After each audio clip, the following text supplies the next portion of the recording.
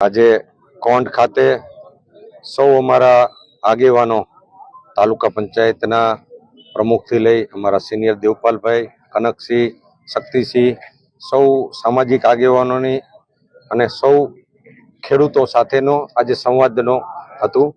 વીજપોલનો જે પ્રશ્ન છે વળતર બાબતનો, એના અનુસંધાનમાં આજે મીટિંગ હતી અને એમાં ખેડૂતનો વિષય સાચો છે કે કંપનીઓનો જે બાબત છે તો એના સોલ્યુશન માટે મેં કૃષિ મંત્રી જીતુભાઈ વાઘાણી સાથે સંવાદ કર્યો છે. આવતીકાલે કોઈન્ટથી એક ડેલિગેશન ત્યાં રહી અને આ પ્રશ્નનું કેવી રીતે સુખદ નિવારણ આવે એ પ્રકારના કાર્ય કરવાના છે. કોઈ પણ જગ્યાએ હું પ્રજા હોય તો એને પીડા હોય તો પીડાને વાચા આપવાનું જે ધારાસભ્યનું કામ હોય છે અને કોઈ પણ બાબત હોય તો આ વિકાસનું એવડું મોટું કામ છે એટલે એમાં આખો ગુજરાત વ્યાપી પ્રશ્ન છે. આ ગુજરાત વ્યાપી પ્રશ્નની ગુજરાત લેવલની પોલિસી બનતી હોય છે.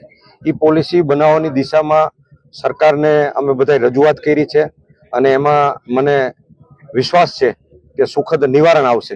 એટલે ખેડૂતોનો નાનો મોટો અને વિષય સાચો છે, રોષ ખેડૂતોનો હોય તો ગુજરાત વ્યાપી ખેડૂતોને જે વીજ લાઈન નીકળવાથી આજે રોડ નીકળે તો જમીનની કિંમત વધતી હોય છે, નર્મદાની કેનાલ નીકળે તો બાજુની જમીન પાણીનો લાભ મળતો હોય છે, વીજ લાઈન નીકળે એટલે ખેતરની જમીનની કિંમત ઘટતી હોય છે. તો એમાં ખેડૂતનો રોષ જે સંવેદના છે એ સાચી છે અને એના સોલ્યુશન માટે જ છે આજે અમારી મીટિંગ હતી. પણ કાંતિભાઈ ત્યાં રજૂઆત કરી પણ કોઈ મેળ પડ્યો નથી. હજી ત્યાં જેતપુરમાં કંઈ કામ ચાલુ થયું નથી. તો તમને લાગે છે કે ફરી કોંઢના ખેડૂતો છે તો પ્રશ્ન સોલ્વ થશે?